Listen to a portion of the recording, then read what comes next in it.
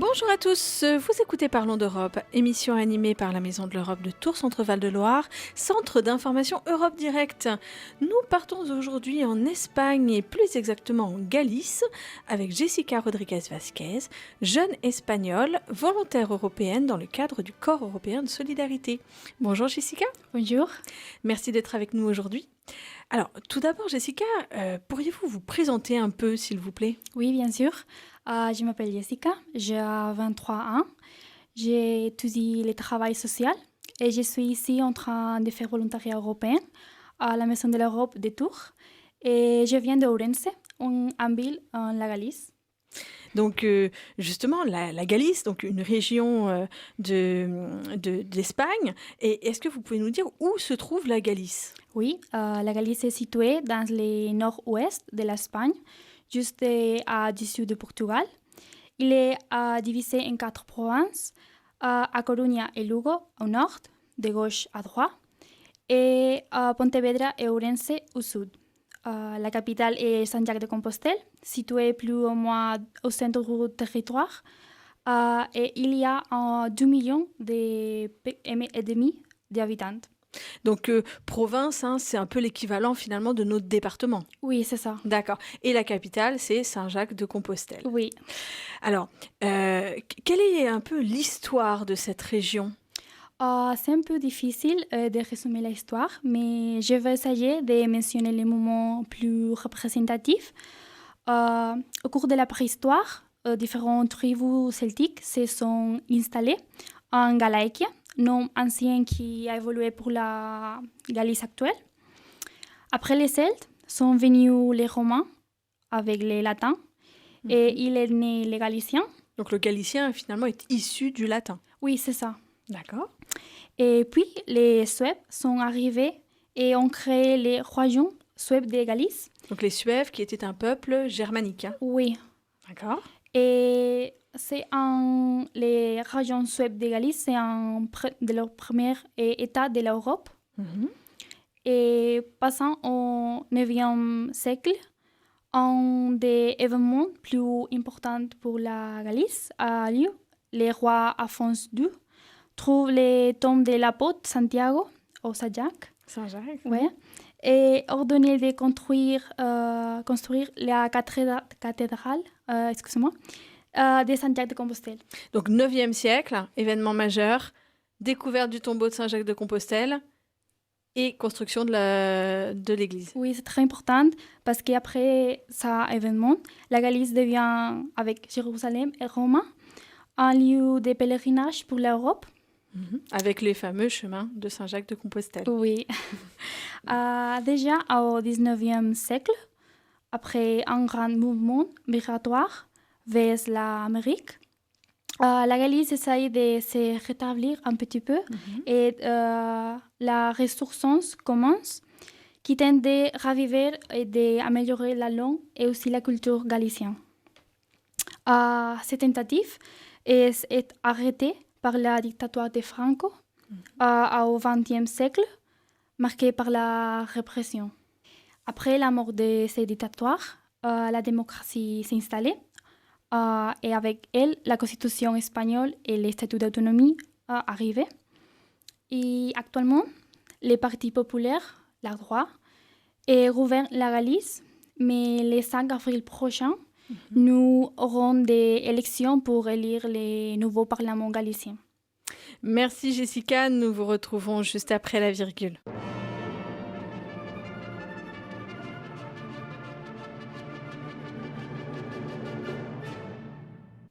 Avec la suite de l'histoire, le samedi après-midi se fait historique sur RCF. Véronique Alzieux et ses invités vous proposent chaque semaine une immersion dans la petite et grande histoire d'un événement, d'un pays, d'une personnalité.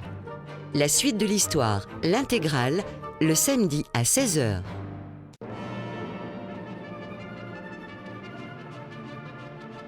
Parlons d'Europe sur RCF.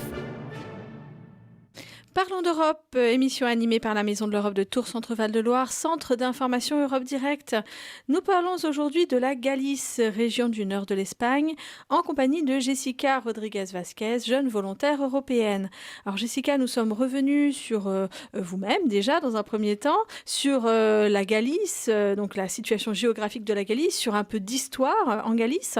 Vous nous avez évoqué un statut d'autonomie. Oui, De la Galice. Est-ce que vous pouvez, donc c'est une communauté autonome, ce qu'on appelle une communauté autonome, est-ce que vous pouvez nous préciser ce qu'est une communauté autonome ?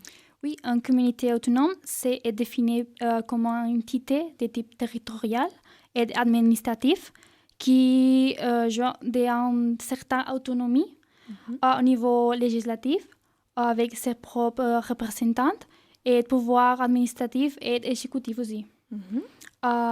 Donc, le prochain 5 d'avril, comme j'ai dit avant, nous allons voter pour élire le nouveau Parlement galicien, qui c'est le représentant principal de la Galice et sur lequel reposent les pouvoirs législatifs.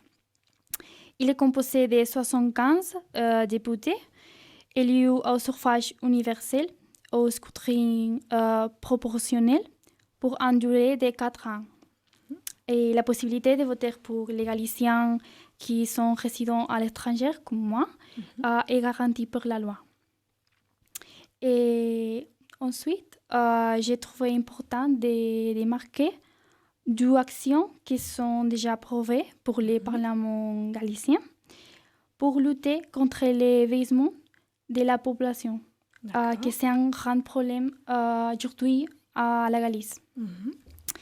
Un, c'est les cartes de bienvenue ou tarjeta bem-vinda en galicien, qui c'est un propos destiné à contribuer aux dépenses résultant de la naissance, de l'adoption ou de la garde d'un enfant en voie de son adoption aussi. Et l'autre chose, c'est la carte de soins ou bono cuidado, qui c'est une idée financière aux familles avec un enfant de moins de 12 ans qui ont besoin d'une ressource de garder personnalisée pour répondre aux besoins spécifiques de la conciliation professionnelle et familiale. D'accord, donc 2 mesures en fait vraiment dans votre région pour lutter contre le vieillissement en favorisant finalement des financements ou des aides pour les familles et pour les enfants, la garde des enfants.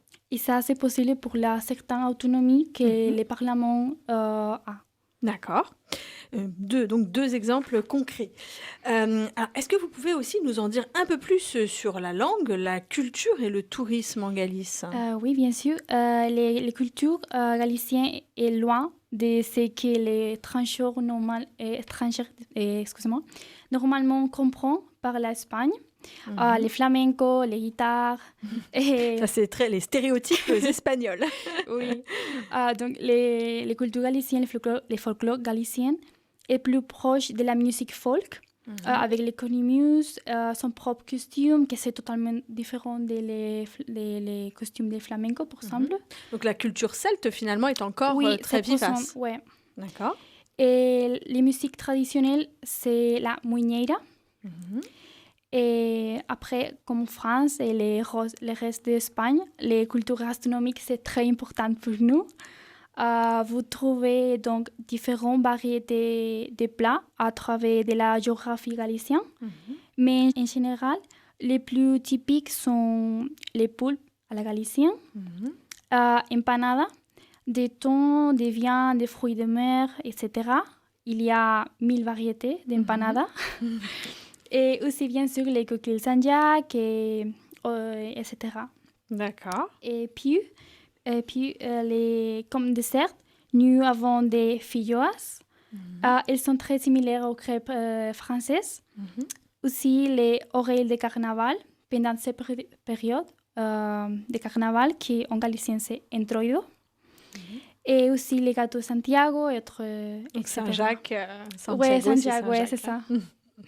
Et par rapport à la langue Oui, comme on l'a dit, en Galice, en plus d'espagnol, nous parlons le galicien, qui est une langue officielle, ce n'est pas un dialecte, parce qu'il a sa propre grammaire linguistique est une importante tradition littéraire.